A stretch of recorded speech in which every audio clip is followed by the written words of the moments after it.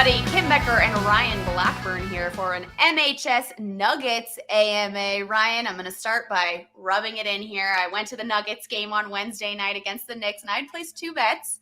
The first one, Michael Porter Jr. making the first basket for Denver, plus 220, money in the bank for me, and I took the Knicks to cover 3.5, and that also won for me. So I had a great night. The Nuggets did not, though. So let's talk about that in the beginning here. That's fantastic. See about that game? What a great bet. And you got so lucky because that was the only basket that Michael Porter happened to make. So kudos to you. Unfortunately for the Nuggets, not so much. How did you feel about that game, though? I mean, I left in the middle of the fourth quarter because I thought the Nuggets had it in the bag. And then I came home and I saw the score and I was like, hold up, what happened? Yeah, so New York, they basically turned up the intensity right at the end there. And when you don't have Nikola Jokic, it gets really difficult sometimes. And I think the Nuggets found that out firsthand. The Nuggets, they run everything through Jokic. And Michael Porter, Jamal Murray, those guys are still working their way back. They kind of struggle with the physicality a little bit last night. So not really a long-term issue that I really think is going to hurt Denver, but it did definitely hurt them in the short term. All right. Well, it kind of leads us into these questions that fans have, of course, sent in on Twitter. And the first one is, what do the Nuggets do if Nikola Jokic misses more games? And I believe he's definitely going to miss this first game in Dallas, correct? Yeah, it's not quite definite yet. I don't think that he's going to play. I think Michael Malone said that he was unlikely to play given the requirements that it takes to get out of health and safety protocols after you get in. So if he does miss, then Denver is, of course, at a disadvantage, and they're going to have to figure that out. But it's also possible that he misses the game on Sunday, too, because you just never know how these things are going to go.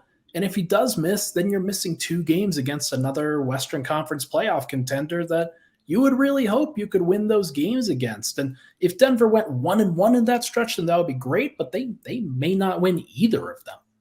Well, I do want to go off script a little bit and ask you this because Bones Hyland on Wednesday night was a game time decision, right? At first, everyone thought he was inactive, and then right before tip-off, it said he was active. How does that work in health and safety protocols right now? Because I thought it would have been a set amount of days, not a game time decision. Yeah, so you have to send back a negative test, and you have to have that run through the machine several times before it ultimately picks up a positive. But if you run through negative, and they kind of go through that process. And if you get a certain number of counts, then you're good to go and you're out of the health and safety protocol at that point. And they're just trying to keep the players safe at that point. It's usually a situation where a player will approach the team and say, hey, I don't feel great. I think I should probably get tested. And then that's usually how that process starts. But Bones, he got a negative test, said he was feeling good, warmed up pregame, and turned out to play really well. So if Jokic kind of goes through that same process and says, I'm feeling good, then he will probably play too. Well, that would probably be good for this Nuggets squad because it was interesting to see that game on Wednesday and how everyone jived. I mean, like we said, Michael Porter Jr. did not have the night that I was expecting him to have. Jamal Murray and Bones Hyland led the team in points, though. They had 21 each, so they stepped up a little bit in that. But moving forward, if Nikola Jokic does come back that second game in Dallas or waits until those 2 games pass, do you think that he is going to be different in his play? Do you think he's going to be aggressive, try to score more? I mean, what are you seeing in that?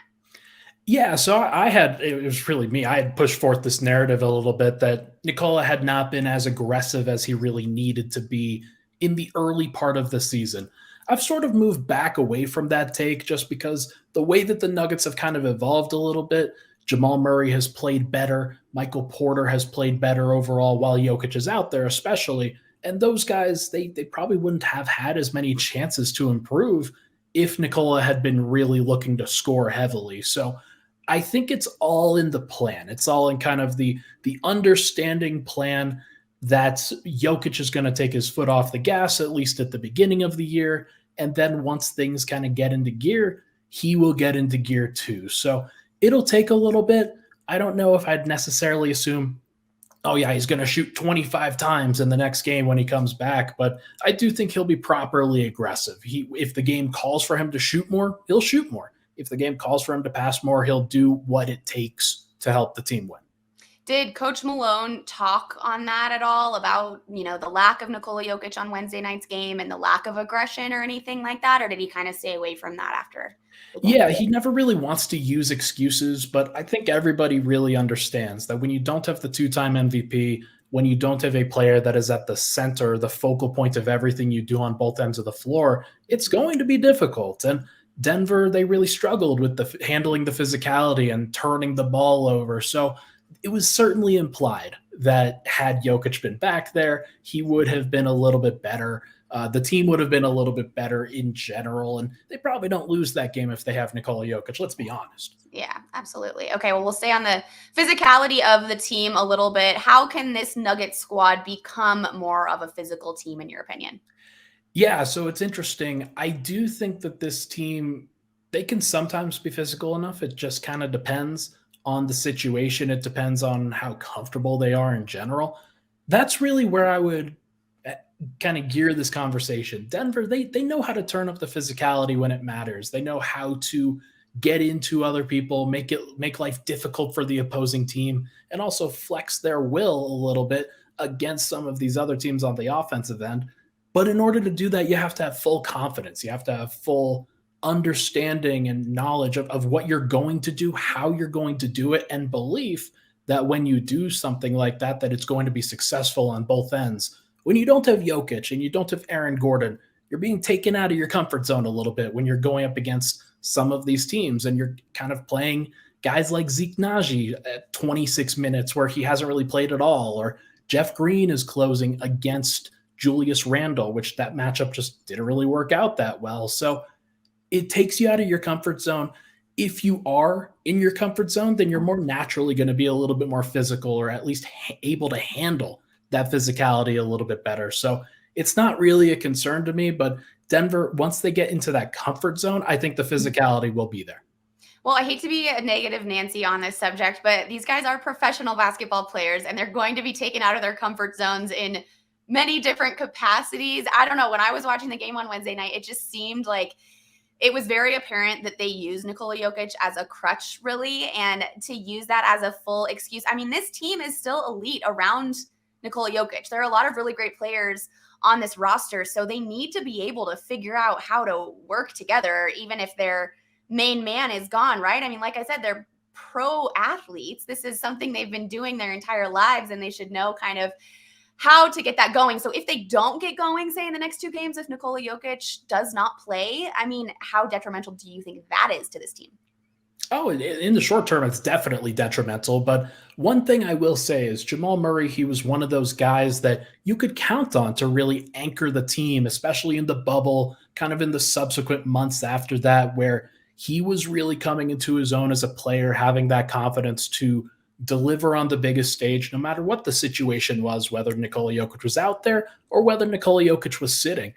He's in game 14. It's taken some time to get him back to where he needs to be, and he's still working. And there's no doubt about it that it's going to take a little bit of time here. But the team has been like Jokic has been a crutch for this team for 7.5 years. This isn't a new thing where everything about what they do is centered around this guy, the two-time MVP. And it's no surprise that when he's off the court or when he's not playing, it can kind of fall apart a little bit. So they've got to figure it out. That's probably the biggest thing, the biggest concern I have for this team going forward is just what are they when Nikola Jokic isn't out there? Well, that kind of leads into our next question here. Why have the Nuggets struggled so much to develop bigs outside of Nikola Jokic? Yeah, so Jokic is such a unique player that when he has the ball, he does things completely differently than everybody else, right? Like there's nobody that can really replicate what he does. Last year, Denver had a guy in DeMarcus Cousins who did a pretty reasonable job of that, where he can run the team at the high post, he can be a post playmaker, he can do all of the things, or at least most of the things that Nikola Jokic would do. And then the team had some good continuity there. Unfortunately, some of these other bigs, I think we talked about Jared Vanderbilt, somebody the Nuggets drafted in the second round in 2018. Very talented player, currently with the Utah Jazz and as a starter right now. He'd be helpful on this team, but he didn't have a chance to develop in Denver. Same thing really with Bol. And now we're at this situation with Zeke Naji, where Denver's had a lot of young guys that haven't really stepped into that backup role because, and it's tough because I want to give them the benefit of the doubt that it's really hard to follow up Nikola Jokic. One of the reasons why Denver's backups really struggle is that they don't have a guy like Nikola Jokic. And when you have to change everything that you do, you get out of your comfort zone. And if your stuff isn't great, then you're always just going to go back to the big fella. You're always going to go back to Jokic, and they don't really have the time to develop. And that's always been an issue. I do think that Michael Malone, he probably has to start relying on some of these younger guys a little bit more. He went to Jeff Green again last night, played him a lot of minutes, especially at the 5, had DeAndre Jordan play 26 minutes last night, who was fine. Mm-hmm. But I think Denver knows who those guys can be. They probably need to figure out if Zeke Nnaji can be one of those guys that can help them, because I don't know if Jeff Green is the answer in the playoffs. I don't know if DeAndre Jordan's the answer in the playoffs. I'd probably default to no. So you've got to start relying on some of these young guys and see if they can be the answer.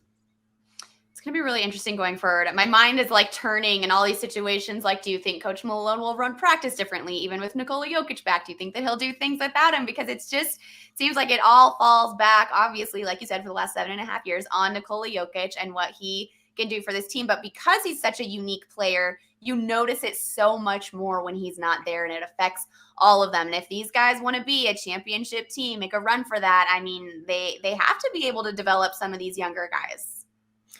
Yeah, and I would probably treat Nikola Jokic as a LeBron James approximate or a Giannis Antetokounmpo approximate, Steph Curry, guys like that, who are such unique and special players that anytime those guys are off the court, the team is going to struggle no matter what. Like if you're the Bucks, you're trying to figure out how to play when Giannis isn't on the floor. It's pretty tough. You have to figure out an entirely new system, honestly, if you're going to be without a guy like that. So Denver's got their work cut out for them, but if they stagger Jamal Murray, if they stagger Michael Porter, I think they'll eventually get there. Okay. It's going to take some time, though.